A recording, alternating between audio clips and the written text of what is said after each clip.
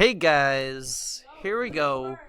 We're going to make not a rock, paper, scissors game, but we're going to do a quick demo on a coin flipping game, which will help you with the rock, paper, scissors. So in here, I have a basic world of Alice with two people. And we're going to ask the user for, you're going to guess, heads or tails. So we can have Loki ask the question, okay? But we need to remember whatever the user types in. So in order to do that, we would need a variable. The other thing you also might want to think of is instead of programming it all in my first method, you might want to start thinking about creating a specific scene. Like maybe gameplay or something like that. And now I can have a variable that keeps track of, like for this example, it'll be a coin. And I'm going to have Loki ask the user for guess heads or tails. Okay? So I do need to make sure they type in heads or tails. If they don't type in heads or tails, we need to ask them again.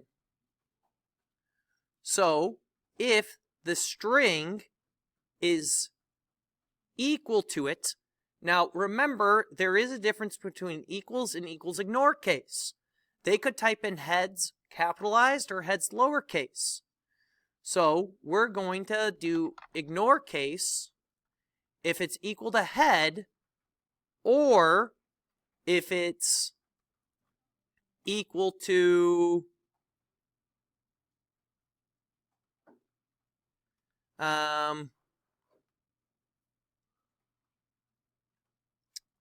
tails, then Loki says just like perfect. Okay? Or he'll say thank you. Otherwise, he'll ask for coins, heads, or tails again. Now, you do not make a new variable. You are assigning coin to ask again.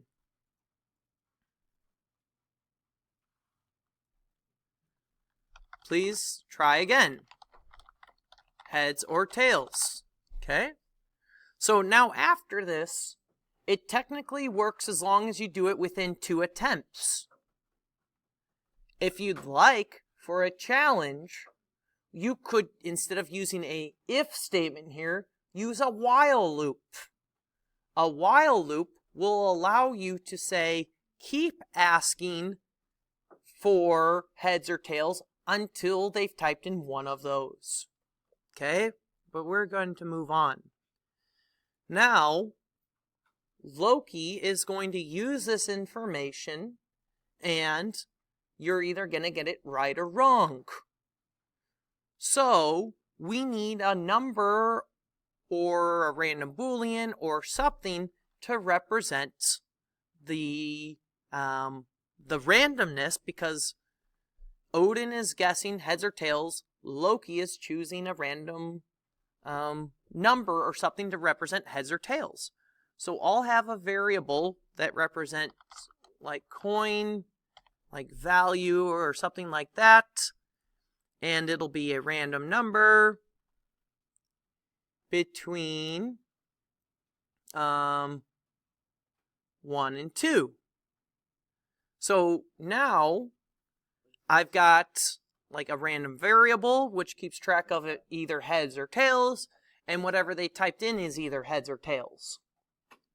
Now, there's a lot of ways you can go about doing this, but you don't know exactly how they're going to type in heads or exactly how they're going to type in tails. They might type in head without the S, or tails without the S. So, but you can't compare a string to a number. So somewhere you probably should have a comment to say the coin value of 1 is equal to heads. right? Versus 2 is tails. So now I can do an if statement to say if, like the whole number, the coin value is equal to 1, and the string comparison, the coin is equal to heads, then Loki will say, you win. Now, is Loki going to say you lose if you didn't get it correct for heads? No, because you could also have guessed for tails. So I copied this using control, and I can do it for 2, and I can change this to tails, and you can win that way. And now, if you don't win, now we can say you lose. So when we hit run, nothing happens because in my first method, we never called the function that we made. Now when you hit run, you can type in heads, and you win. If I typed in heads again, I win again. 3 times in a row? 4 times in a row?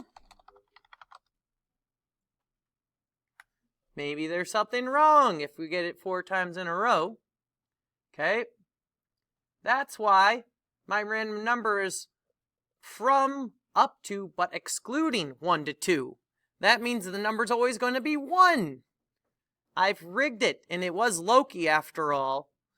So make sure you choose from but including. So now, let's try to get it, and I bet I win. Yep, but I bet I play again, and I bet I lose. Okay, I bet I lose this time.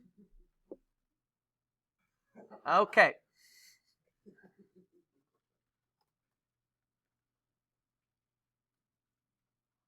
The coin value is either 1 or 2. It should.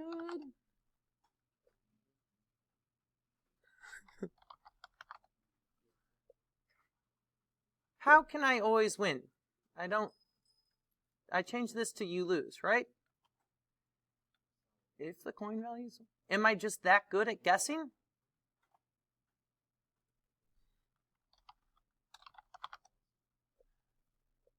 Okay. It took me a couple attempts, but I did finally lose. So that is correct. So that's it for this demo.